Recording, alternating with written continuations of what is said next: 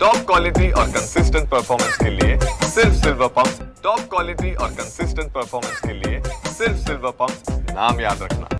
मला आनंद ह्या गोष्टीचा आहे की जे कधी स्वप्न वाटत होतं ते आज वास्तव रूपात उतरलेलं दिसतं। नायगाव, वरळी, विराल रोड हे तिन्ही प्रकल्पाचं भूमिपूजन आणि त्याची सुरुवात मी गृहनिर्माण मंत्री होतो तेव्हा माननीय शरद पवार साहेब आणि माननीय मुख्यमंत्री उद्धवजी ठाकरे यांच्या हस्ते झालं होतं आणि आम्ही याची सुरुवात केली।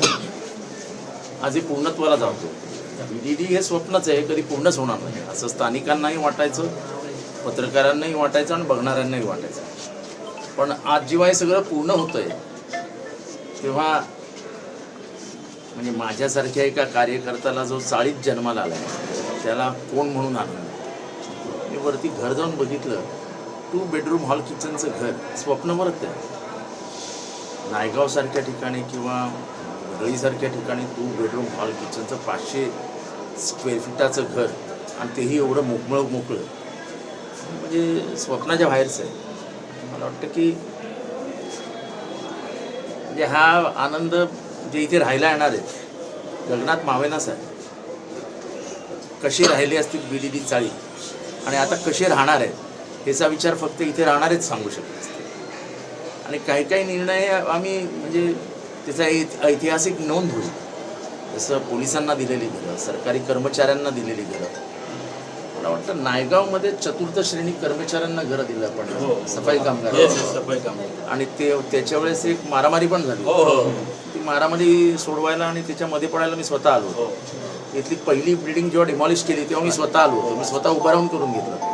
आणि मी जेव्हा गृहनिर्माण मंत्री होतो मला आठवतं की मी दर आठवड्याला इथे येऊन फेरी मारून जायचो, म्हणजे माझं इतकं बारकाईने लक्ष होतं। ठीक आहे, आपल्याला माननीय पवार साहेबांना, माननीय उद्धव ठाकरे साहेबांनी जो विश्वास दाखवला होता तो या प्रकल्पाला सुरुवात करतानाच आम्ही हे पूर्ण होणार आहे आम्हाला माहिती होतं। सोमवारी आम्ही 2 वाजता वरळीला जाणार आहोत, नायगावला आज आम्ही आलेलो आहोत। सगळं बघताना खरं तर शब्द अपुरे पडत आहेत, कारण का मला माहिती आहे लोकांना काय आनंद होत असेल, पण या आनंदात आमचा खारीचा वाटा आहे। हा पूर्ण प्रकल्प अडकलेला होता। हा पूर्ण प्रकल्प मी गृहनिर्माण मंत्री आल्यानंतर माननीय मुख्यमंत्री उद्धवजी ठाकरे आणि माननीय साहेब या दोघांना विश्वासात घेऊन बाकी सगळ्यांना विश्वासात घेऊन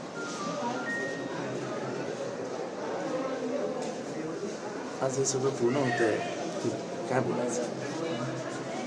सर, एकीकडे पुनर्बांधणीचे जनक म्हणून आपले बॅनर लावण्यात आलेले आहेत, तर दुसरीकडे भाजपकडनं या पुनर्बांधणीचे जनक म्हणून देवाभाऊ असे बॅनर लागले। ठीक आहे, असं आहे की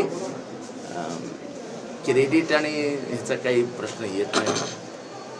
government is a continuous process. जसं रिलेमध्ये बॅटन एक दुसऱ्याकडे देतो, दुसरा तिसऱ्याकडे देतो, तिसरा चौथ्याकडे देतो आणि अखेरीस तो त्या रिलेचा एंड होतो। तसं सुरुवात मी केली, आता गव्हर्नमेंट त्यांचं आहे, ते पुढे नेत आहेत। पण ही गोष्ट इतिहास नोंद करेल की या सगळ्याचं भूमिपूजन हे मी गृहनिर्माण मंत्री होतो तेव्हा मुख्यमंत्री उद्धवजी ठाकरे आणि माननीय शरद पवार साहेब यांच्या हस्ते सगळ्या नागरिकांना विश्वासात घेऊन झाले। बरोबर आहे, असा एकही नागरिक नव्हता, असा एकही रहिवासी नव्हता की ज्याने आमच्या निर्णयाला विरोध केला।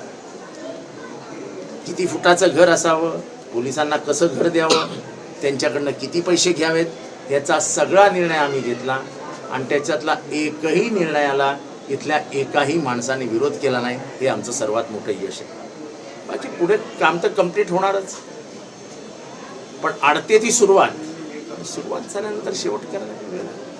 देवेंद्र फडणवीस यांनी सांगितले की पुण्याच्या विकासामध्ये सध्या माफिया राज सुरू आहे। ते गृहमंत्री आहेत, ते मुख्यमंत्री आहेत, पालकमंत्री त्यांचे आहेत, तर माफिया त्यांनी हाताळावं, आम्ही काय बोलायचं त्याच्यामध्ये। सरकार तुमचं आहे, माफिया पण तुमचीच असणार। पुण्याच्या विकासामध्ये दादागिरी वाढत चाललेली आहे असं देखील त्यांनी म्हटलं। दादागिरी का दादागिरी शब्द फोड आहे का? त्यांना काय म्हणायचं ते देवेंद्र भाऊंना, देवा भाऊंना विचारा, त्यांना काय म्हणायचं। पृथ्वीराज चव्हाण यांच्या विरोधात शिवसेनेचे आंदोलन सुरू आहे. ठिकठिकाणी शिवसैनिक आक्रमक झालेले आहेत, आंदोलन सुरू आहे. चव्हाण यांनी जे काय वक्तव्य केलं त्याच्या विरोधात त्यांनी बोलले होते की भगवा आतंकवाद नाही, सनातनी आतंकवाद असा शब्द त्यांनी वापरले होते. त्याच्या विरोधात सध्या सुरू आंदोलन. म्हणजे हे बघा, एक तर सनातन धर्म ही जी व्याख्या आहे, म्हणजे आजकाल लोक हिंदू धर्म बाजूला ठेवतात आणि सनातन धर्म घेऊन येतात. सनातन म्हणजे काय हो? ही वर्ग व्यवस्था कुठनं आली? हे चातुर्वर्ण आलं कुठनं? सनातन धर्मानेच जन्माला घातलं ना. सनातनचा अर्थ काय? न बदलता येणारी व्यवस्था म्हणजे सनातन, जुनाट पुराणी. त्या सनातनला विरोध कोणी केला? तर पहिल्यांदा शिवरायांनी केला. जेव्हा त्यांना राज्याभिषेक आकारला गेला तेव्हा तो उधळून लावत त्यांनी राज्याभिषेक करून घेतला. त्या सनातन धर्माला, त्या सनातन प्रवृत्तीला, त्या सनातन विकृतीला विरोध कोणी केला? फुलेंनी केला, शाहूंनी केला, आंबेडकरांनी केला.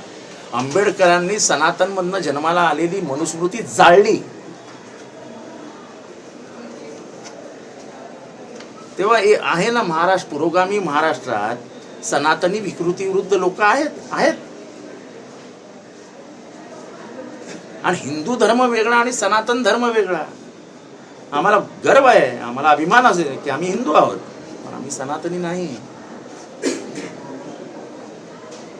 सनातन धर्म म्हणजेच हिंदू धर्म ही गफलत करण्याचे काही लोक प्रयत्न करतायत. त्या जाळ्यात कृपया अडकू नका. ज्या व्यवस्थेमुळे पूर्ण भारताचं वाटोळं झालं, ज्याच्यातनं जाती व्यवस्था जन्माला आली, ज्याच्यातनं स्त्री पुरुषामध्ये भेद करण्यात आले, ज्याच्यातनं स्त्रियांना फक्त उपभोगासाठी वापरायच्या आणि फेकून द्यायच्या, ज्याच्यातनं एका वर्गाला शिक्षणापासून वंचित करण्यात आलं, ते आम्हाला मान्यच नाही. आम्ही मान्य करणारच नाही. स्वतःच्या आईला उपभोगासाठी वापरण्याची मानसिकता असणारे आम्ही नाही. हे कोणी म्हटलं? मनूनी म्हटलं ना. तो मनू आम्ही स्वीकारत नाही. भ्रष्टाचाराच्या विरोधात राज्यभरात उद्धव ठाकरे आंदोलन करण्याचा इशारा दिला आहे. भ्रष्टाचार तर पराक आता बोलले ना, देवाभाऊच बोलले ना की पुण्यामध्ये दादागिरी वाढली आहे. मग हे काय? हा भ्रष्टाचाराचाच एक प्रकार आहे ना. जर राज्याचे मुख्यमंत्रीच म्हणतायत तर त्याला दुसरा पुरावा काय हवा आहे? बरोबर उद्धव ठाकरेंचं. कोकाटे यांना आता क्रीडा मंत्रालय दिले. चांगली गोष्ट आहे. वेगवेगळे क्रीडा प्रकार वाढतील आता महाराष्ट्रामध्ये.